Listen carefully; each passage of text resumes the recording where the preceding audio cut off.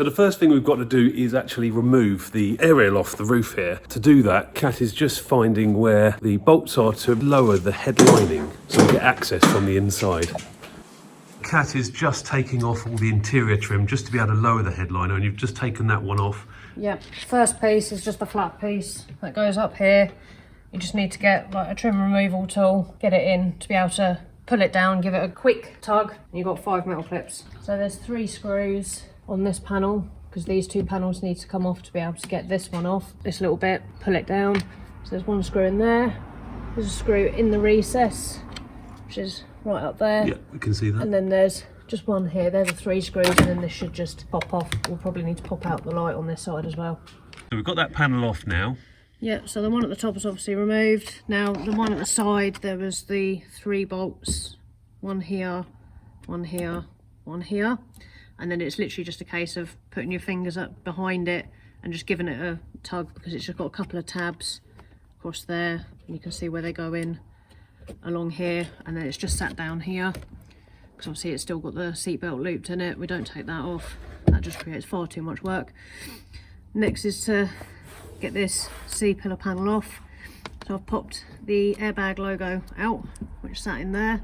Just need to get like a little screwdriver or a pry tool, and it's just got 4 little clips on the back of it that just hold it into place. And then there is a metal spring in there somewhere, which you need a little flathead screwdriver in just to be able to prise it, and then this panel will then come off. It has to be quite long and thin, giggity, to be able to get it through. So there is quite a small gap to get through. So obviously you've only got the airbag hole to get through, but it has to come through here, and you're basically needing to push this down just so it pulls away, because it goes into this metal square hole here, and then it literally all just pulls off. Now all of this around the edge is off. There should now be enough room, oh there's just a little clip here that needs to be just pulled out, just to drop it down, because if you don't pull all this out and you just try and pull it down from the middle, you're going to end up with creases along here, and then creases down the middle, and creases and headliners you can never really get out. And it would be a case of having to replace the whole headliner for the whole car, which is even harder work. And it's in good shape at the moment, so we don't really need that. Yeah, why break it if it's taken, what, 10-15 minutes to get all these side bits off? It's easy when you know how. Absolutely. And then the Arial bolt is literally there. It's about a 22mm, I think. And then it's just loosening it off. And she's off. What have we got?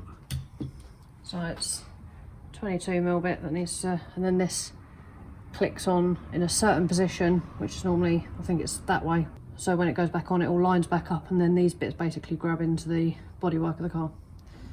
And then it comes off as easily as that. Yeah, exactly. So there's no wiring on that, is there? No, I think there might have to be, but for your one there isn't. The radio does work, okay.